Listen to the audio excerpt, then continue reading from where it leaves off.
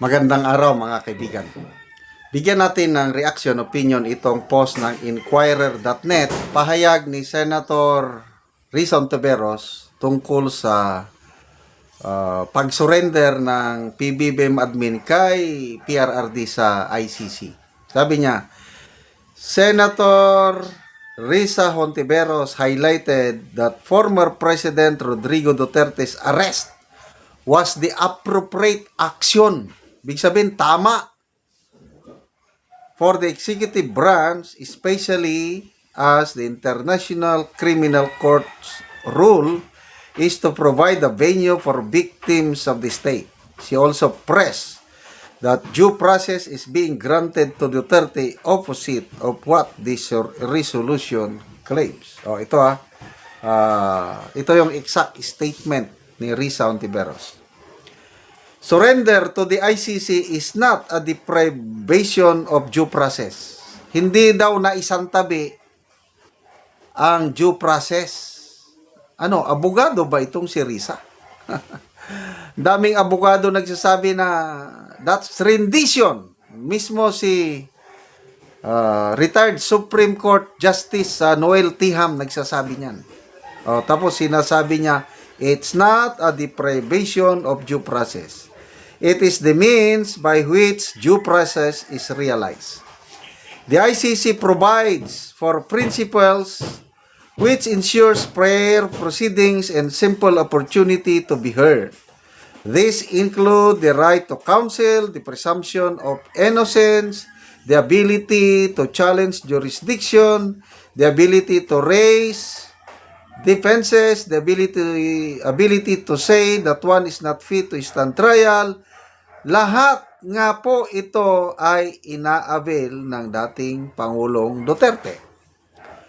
Ang hindi po binigyan ng pagkakataon magsalita, ipagtanggol ang sarili, humarap sa korte, magbigay ng kanilang panig at kumprontahin ang kanilang mga taga-usig ay tunay ngang kalunos-lunos.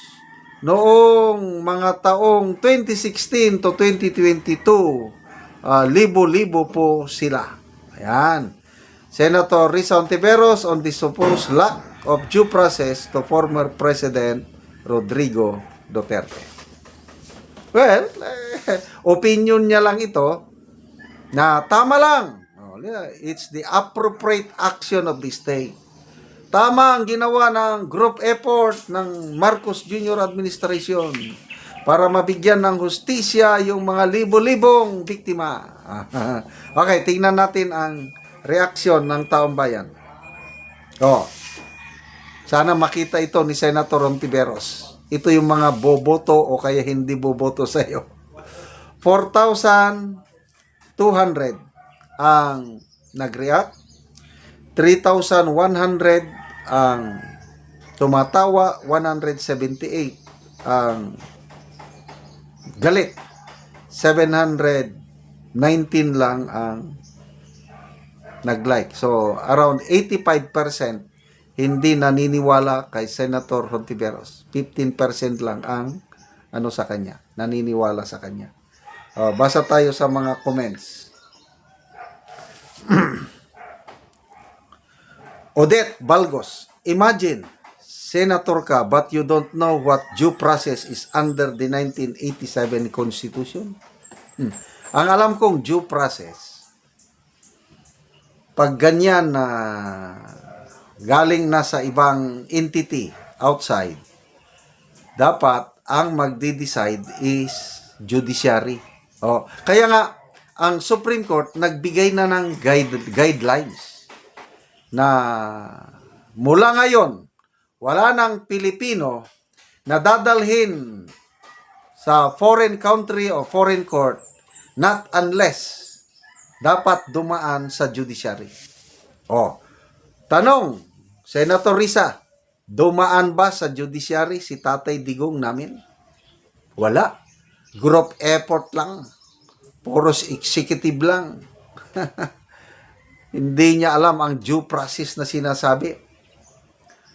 Mon Mangubat, Due process like dadaan muna sa local court bago ipadala. Dumaan ba sa local court? Yun nga ang tanong eh.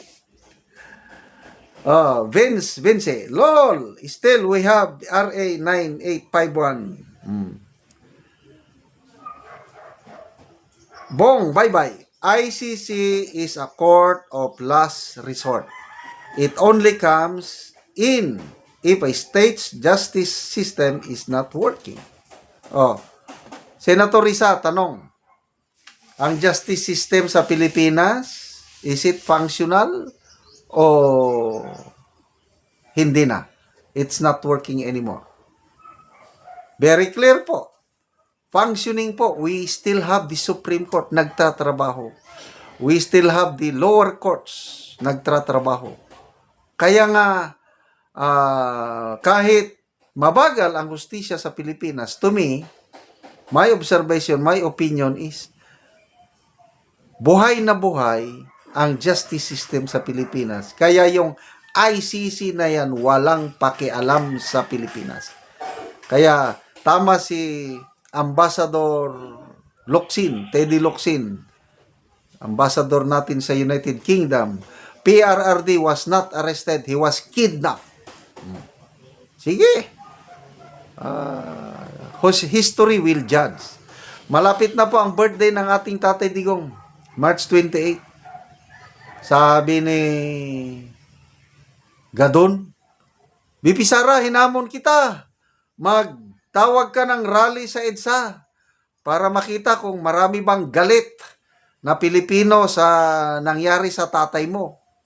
Ngayon, March 28, I believe marami na namang mag-gather all around the world to celebrate the birthday of our Tatay Digong. Millions of Filipinos, first time in history, talo ang mga hari, ang mga presidente na ibang malalaking bansa. Ganon lang nangyari. Grabing pagmamahal ng mga Pilipino ipinakita natin nung birthday niya nung March 28 last year. Kaya pakita ulit natin, magkaisa tayo sa March 28 birthday, 81st birthday ng ating minamahal na Tatay Digong. Salamat mga kaibigan sa inyong pagsubaybay sa channel na ito. Nakakatulong kayo ng malaki sa tribong Talandig ng Bukidnon dahil ang sweldo natin sa channel na ito is pantulong po sa tribo. Namimigay tayo ng libreng yero at pako para makapagpatayo sila ng mas maayos na tirahan. Panoorin nyo ang video na ito. Karon mo na ni ang natagaan na mo gero, so mag-atop na siya karon. So ginatanggal na ang trapal nga ilang atop na ni ang itsura sa ilang panimalay tungod kay sigig kaulanan. So ginatanggal na ang trapal.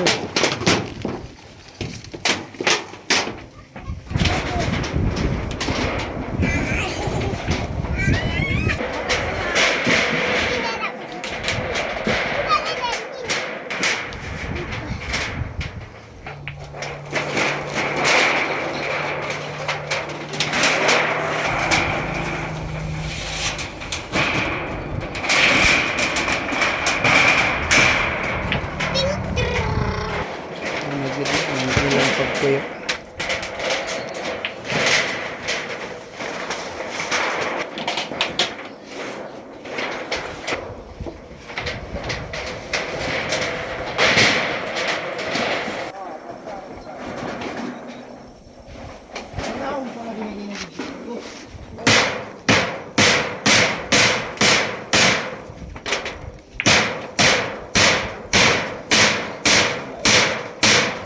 O karon naman gid sa pag-atop ang among gihatag nga yero. So nindot na gyud nga tan-awon. Kay ganina trapal lang, so karon napulian na og yero. Salamat sa Ginoo og sa naghatag sa sin kay dili na mi maulanan. Oo. So pila na dayto kabulan anti ang inyong atop nga trapal lang? Dugay na. Pila na? Unom na kabulan. Unom na kabulan. Na nalata na gyud ang trapal. O kung magulan so Kung magulan wa nay kuan. Wa nay so muna ni ang inyong uga. kahimtang wa na yuga. Wala ni wala Mga bali na ang tungo. salog. Mga bali na ang salog Tungod sa tungod sa ulan. Magpadayon ni nga tabang ang kining naghatag og sin. Oo, salamat kayo. Salamat kaayo.